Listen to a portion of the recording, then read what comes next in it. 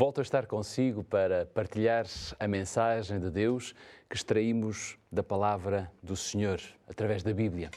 É muito bom quando nós podemos dedicar alguns minutos da nossa vida para escutarmos o que Deus tem para nos dizer. E desta vez eu gostava de ler consigo duas passagens bíblicas que nos ajudarão na reflexão que Deus nos pede a fazer neste momento. A primeira delas nós encontramos na Bíblia, no livro de 1 de João, capítulo 4, para lermos o versículo 8. Esta é uma epístola pequenina que fica quase no fim da Bíblia, 1 de João, capítulo 4, para lermos o versículo 8, que diz: aquele que não ama não conhece a Deus, pois Deus é amor. A segunda passagem que eu quero ler convosco é a passagem que está no livro de Tiago, agora no capítulo 1 de Tiago, para lermos o versículo 17. Tiago, capítulo 1, versículo 17, que diz: toda a boa dádiva e todo o dom perfeito vem lá do alto, descendo do Pai das luzes, em quem não pode existir variação ou sombra de mudança. Estas duas passagens bíblicas estabelecem duas grandes verdades sobre Deus. A primeira delas é que Deus é um Deus de amor. E a segunda é que Deus concede dons, não apenas os dons comuns, as bênçãos comuns, mas sobretudo as boas dádivas e os dons perfeitos. Se olharmos para a história universal, nós podemos ver que Satanás tem procurado ao longo dos anos, das eras, obscurecer a verdade sobre Deus. Em todas as partes do mundo ele tem retratado um Deus como um Deus de ira, um Deus que deseja prejudicar os homens e as mulheres na terra, um Deus que observa cada movimento nosso com o propósito de nos apontar algum erro e punir-nos.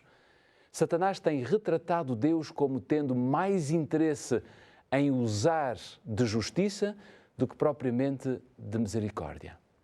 E por isso, nos próximos minutos, eu quero focar a sua atenção, sobretudo no Pai Celeste, na perspectiva de João, aquela que João retrata como o Deus de amor. Mais do que tudo, necessitamos de ter em mente a razão de Deus nos observar. Por que é que Deus nos observa? Sim, Deus observa-nos. E a Bíblia é muito clara, mostrando que Jesus nos observa não para nos julgar, não para nos punir, não para nos destruir, mas simplesmente e sobretudo porque nos ama. A Bíblia mostra-nos que Deus está muito interessado no nosso arrependimento, e esta é a primeira grande arte que o Senhor Deus pode fazer na nossa vida, é levar-nos ao arrependimento. Deus está muito interessado no nosso arrependimento, depois na nossa santificação, para que em breve cada um de nós seja glorificado na eternidade. Diz-se que quando Isaac Watts era criança, um dia visitou a casa de uma cristã idosa e ela pediu-lhe para ler em voz alta um versículo bíblico que estava preso a uma das suas paredes lá em casa. A frase escrita tinha sido retirada a partir de Gênesis capítulo 16, versículo 13, e ela era uma frase curta que dizia apenas: tu és o Deus que vê.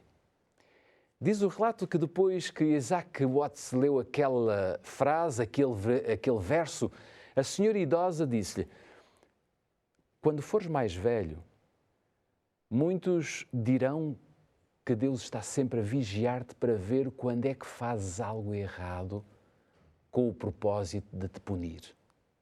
Porém, eu não quero que vejas Deus dessa forma. Eu quero que leves este verso bíblico para a tua casa e nunca te esqueças. Deus ama-te tanto que não consegue tirar os olhos de ti.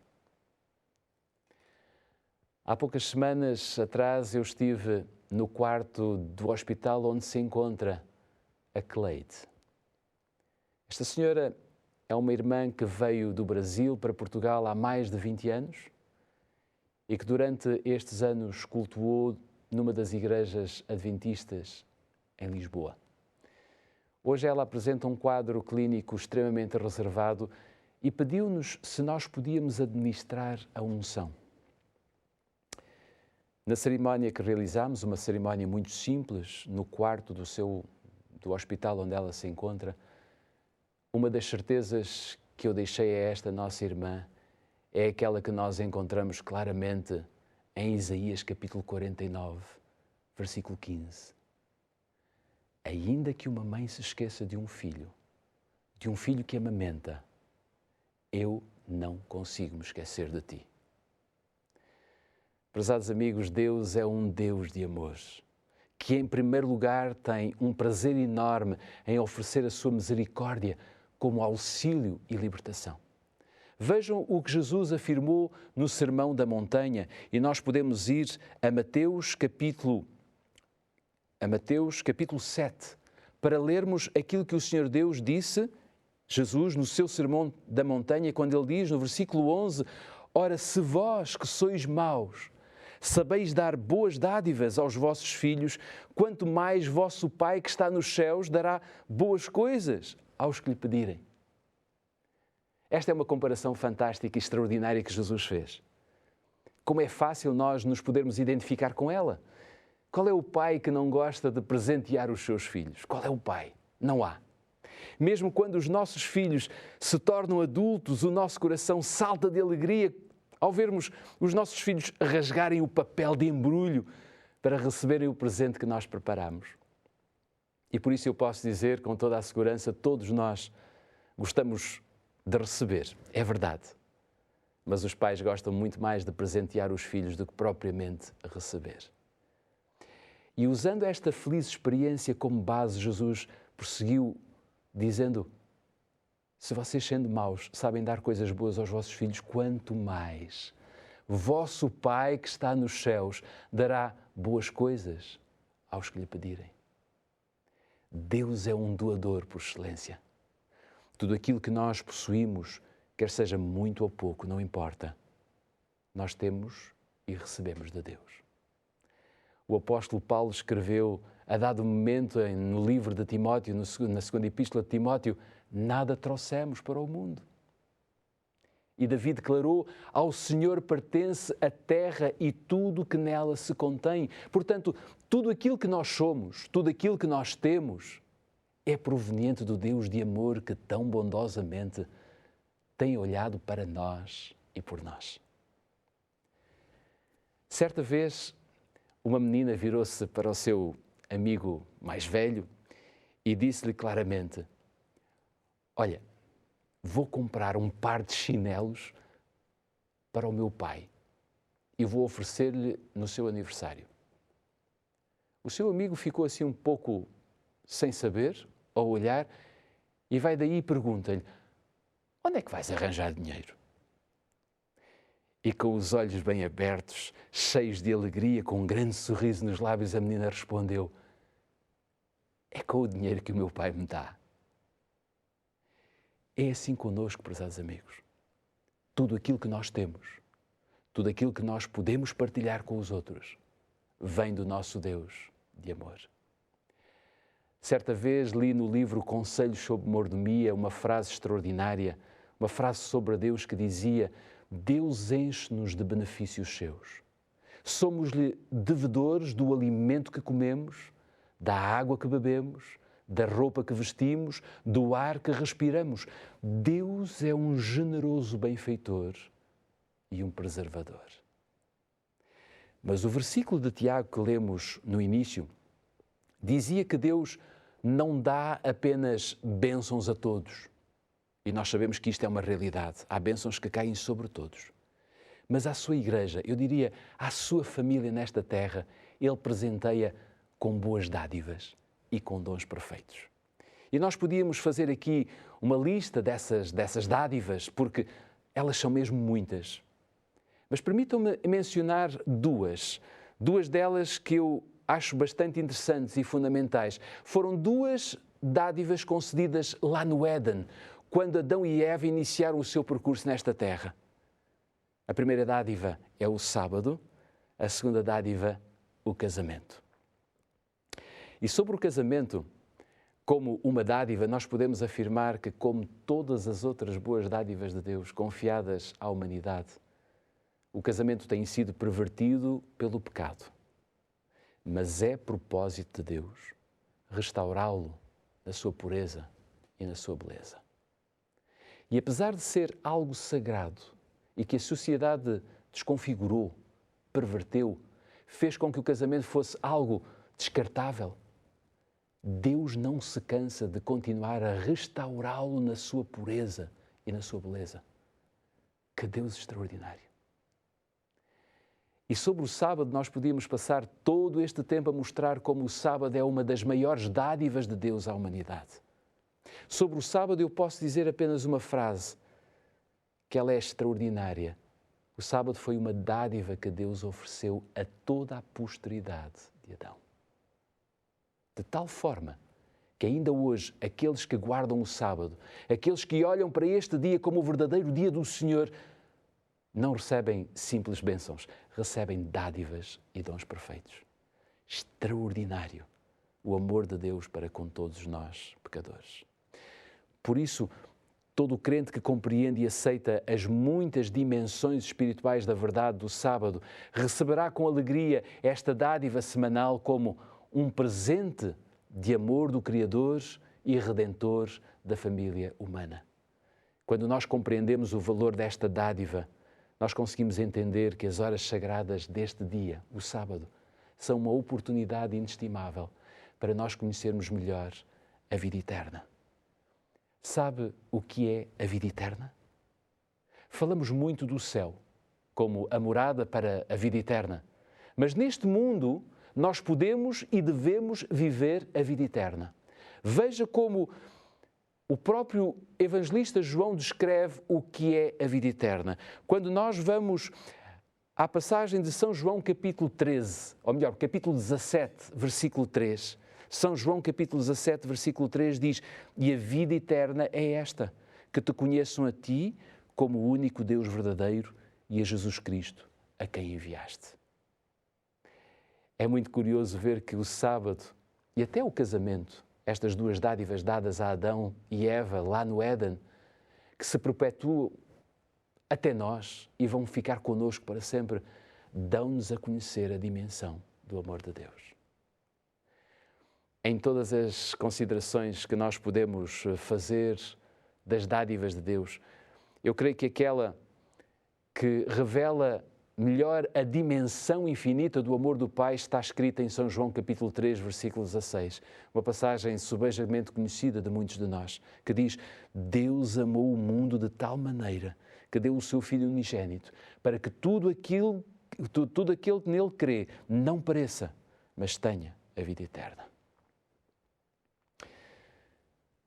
Quando uma criança pergunta à sua mãe ou mesmo ao seu pai: "Qual é o tamanho do teu amor por mim?" Imaginem o vosso filho, a vossa filha a perguntar: "Qual é o tamanho do teu amor por mim?" Os pais muitas vezes respondem abrindo os braços, esticando-os o mais possível, dizendo: "É deste tamanho." Quando nós perguntamos a Deus o quanto Ele nos ama, Deus aponta para Jesus agonizando lá na cruz e diz-nos: "É deste tamanho." Sabem, o dom de Cristo revela o coração do Pai. Ele testifica que, havendo empreendido a nossa redenção, Jesus não poupará coisa alguma, por mais cara que lhe seja, para completar a sua obra. E perante isto, o apóstolo Paulo vai claramente fazer uma pergunta que merece a nossa reflexão.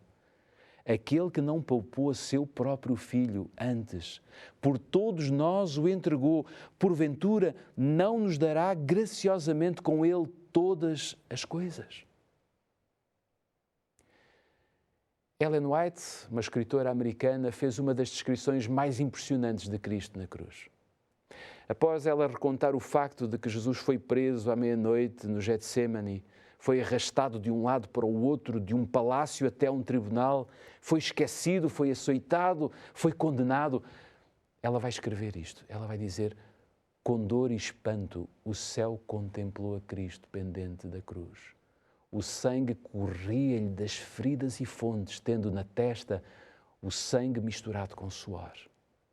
O sangue caía-lhe gota a gota das mãos e dos pés sobre a rocha perfurada para encaixar a cruz. As feridas abertas pelos cravos aumentavam o peso que o corpo fazia sobre as mãos.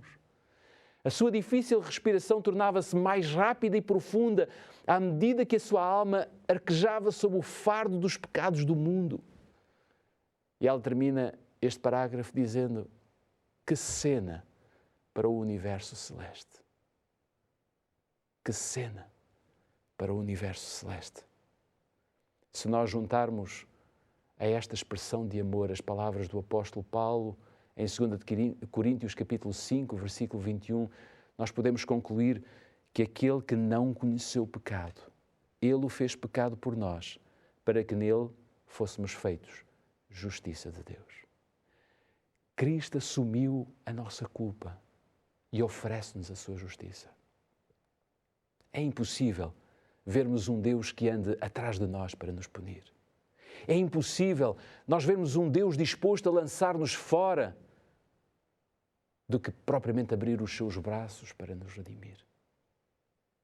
Sabe como é que Deus nos ama? Precisamente com a mesma intensidade que ama o seu próprio Filho. Não sou eu que o afirmo, é o próprio Jesus, o Filho de Deus. Ele deixou esta certeza na sua última oração no Getsemane. Leia comigo o que está escrito em São João capítulo 17, para lermos o versículo 23. São João 17, 23 diz: Pai, Tu os amaste, assim como também me amaste a mim. Talvez esta tenha sido uma das frases que Jesus disse com satisfação. Por outras palavras, Jesus virou-se para o Pai e disse-lhe: Pai, Tu enviaste-me para salvar a humanidade porque Tu os amas como me amas a mim. E eu estou aqui a representar-te porque, tal como Tu os amas, eu também os amo. E estou pronto a dar a minha vida por cada um deles. O evangelista Lucas afirmou que Jesus, enquanto orava ao Pai, ele viveu um fenómeno conhecido por hematidrose, que não é mais do que o suor misturado com sangue causado por um stress físico e psicológico extremo. As horas de dor e sofrimento de Jesus foram vividas na firme certeza de que Deus nos ama incondicionalmente. A grande obra de Deus, desde o momento em que o homem se escondeu da presença do Senhor entre as árvores do jardim do Éden até hoje, sempre foi restaurar no homem a imagem do seu autor e levá-lo de novo à perfeição em que fora criado. Eu imagino aquela semana em que Deus veio a este mundo com as suas malas de criatividade, de poder, de ousadia para criar vida neste planeta. Eu imagino quando Deus falou e todas as coisas que Deus desejava oferecer ao homem foram colocadas no seu lugar e a funcionar perfeitamente. Eu imagino o dia em que Deus criou os animais selvagens, animais domésticos, não lhes colocou os nomes porque deixou essa tarefa para o casal edénico, mas preparou cada detalhe. E quando chegou à tarde de sexta-feira, Deus pegou no barro e começou a desenhar um corpo. Eu imagino que dos lábios de Jesus saía uma melodia de satisfação, como o oleiro que do nada pega num pedaço de barro e vai moldando até que aquele barro seja uma peça de arte. Eu imagino Deus soprar nas narinas daquele pedaço de barro, provavelmente com o seu coração também bateu mais forte e de um momento para o outro o sangue começou o seu circuito nas veias, nas artérias. O coração de Adão e de Eva começaram a bombear sangue e do barro nasceu um corpo com vida. Eu imagino Adão e Eva a acordarem e a primeira pessoa que veem é o seu Criador, com as mãos ainda sujas do barro, abrindo os seus braços de amor para os saudar com vida. Como é que nós podemos ver este Deus com tanto carinho na criação, tornar-se um ser punitivo ou de condenação. Mas esperem, a Bíblia diz-nos que Deus está a julgar as nações. É verdade. A Bíblia diz-nos que Deus, antes de enviar Jesus para vir salvar a humanidade, fará um julgamento investigativo e que todos, ou melhor, que nem todos se virão a salvar. Sem dúvida. Está escrito. É verdade. Porquê? Porque Deus tem duas dimensões que são do mesmo tamanho. Ele é amor e Ele é justiça. Lembra-se da experiência de Isaac Watts? Qual foi a frase que estava escrita naquele bilhete? Deus é aquele que tudo vê. Deus necessita de fazer este julgamento investigativo porque no céu só poderão estar aqueles que desejarem viver a vida eterna neste mundo. No céu só estarão aqueles que desejarem experimentar o seu amor ainda nesta terra. E por isso, aqueles que não conhecerem Jesus neste mundo e não viverem aqui a vida eterna, não serão condenados por Deus, serão condenados por si próprios. Há um patamar que Deus deseja que alcancemos. Ele está escrito em 1 Coríntios capítulo 1, versículo 4.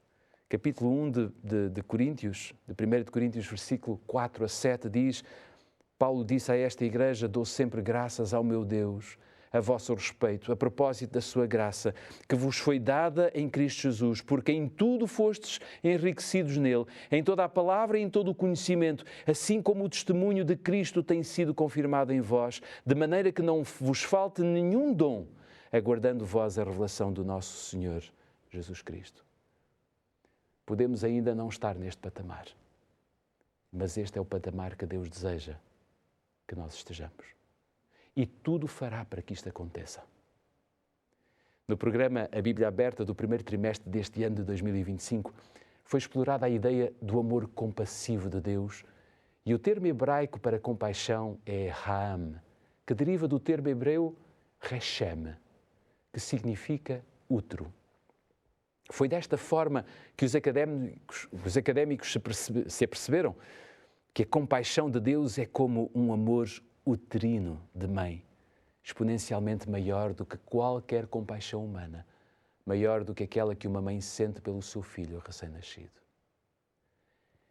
É por isso que eu acredito que Deus não desistirá de nos alcançar.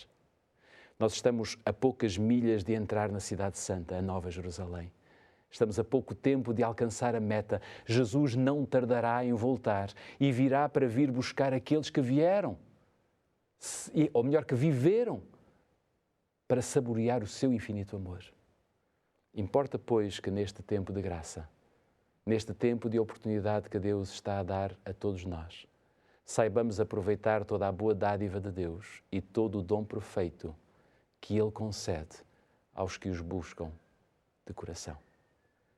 Não se esqueça, aquele que ainda não ama, não conhece a Deus, pois Deus é amor.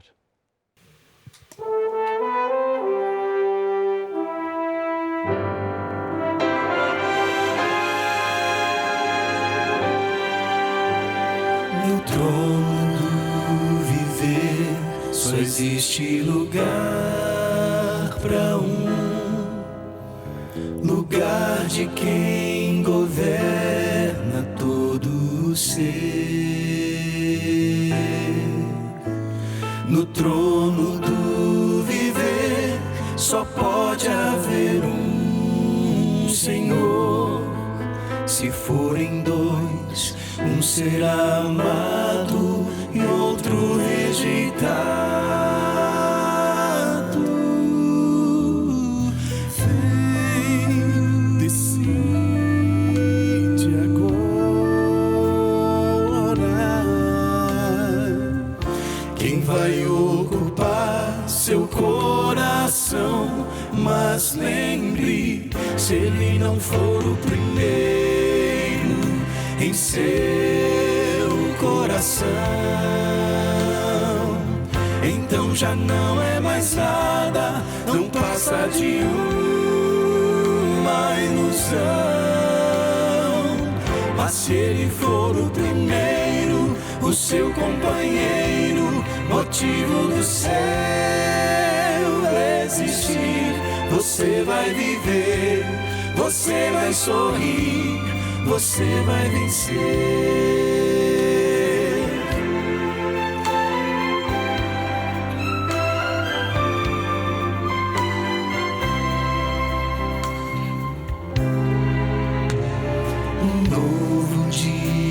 Vai nascer pra você e pra mim. Depende de aceitar Jesus no viver. É hora de beber da fonte da vida. Você verá, em Jesus existe plena alegria.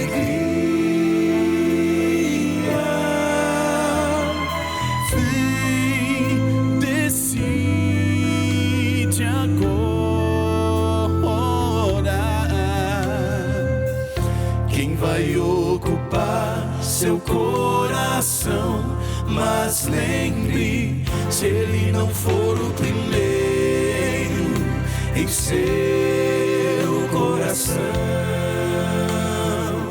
então já não é mais nada, não passa de uma ilusão. Mas se ele for o primeiro, o seu companheiro, motivo do céu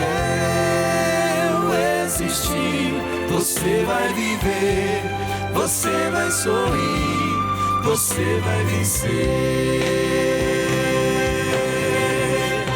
Não há batalha perdida com Cristo.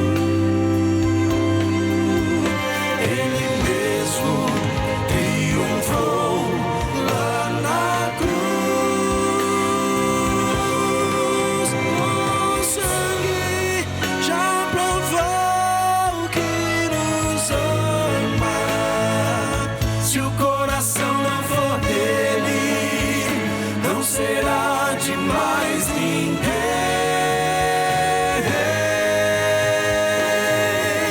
Se ele não for o primeiro em seu coração, então já não é mais nada, não passa de uma ilusão. Mas se ele for o primeiro, o seu companheiro, motivo do céu existir, você vai viver, você vai sorrir, você vai vencer. Você vai viver, você vai sorrir,